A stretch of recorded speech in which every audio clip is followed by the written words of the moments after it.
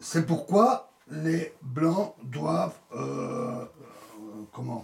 jouer G5 immédiatement sur la défense de Dame D8. Et après cavalier H5, cavalier G3, les blancs regagnent leur pion après Dame F8 pour la défense. C'est Dame prend F8, 3 prend F8, cavalier prend H5, G prend H5, tour prend H5, ils ont regagné leur pion, roi G7 évidemment. Mais il n'est pas clair qu'ils puissent obtenir ainsi un avantage concret. Il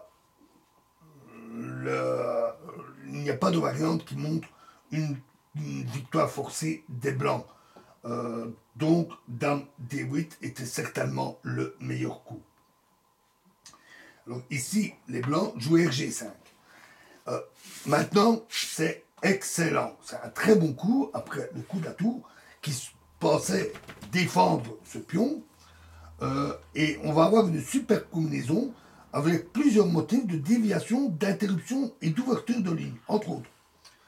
Tour prend G5, tour D5, à nouveau un très très bon coup, tour prend D5, cavalier prend D5, qui menace maintenant, cavalier prend F6, échec, et après E prend F6, dame prend H7, échec, roi F8 et dame H8, échec et gain de la tour, ici.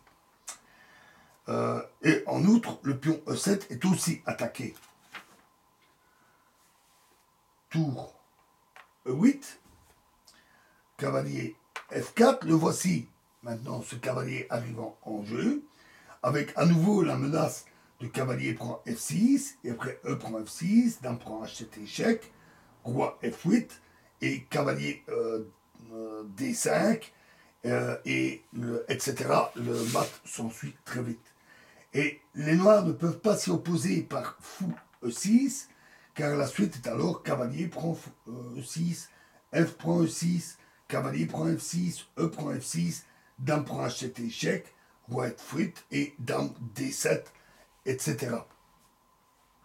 Le chemin étant cette fois-ci libéré pour la dame.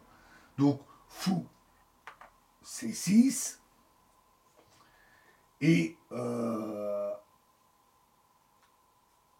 ici, les blancs ne peuvent pas échanger directement. Cavalier prend F6, E prend F6, et cavalier H5 est intéressant, mais alors les noirs ont une défense. Par dame G5 est échec.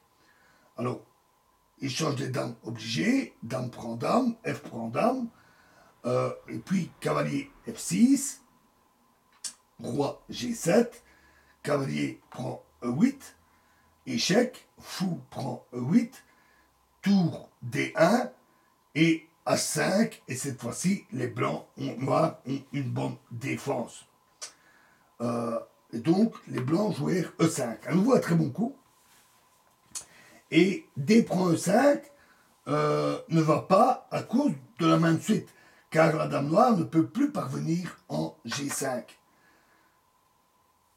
Donc, fou prend D5, E prend F6, E prend F6, dame prend H7, échec, roi F8, dame H8, échec, et ils abandonnent, et les noirs abandonnèrent, parce que sur roi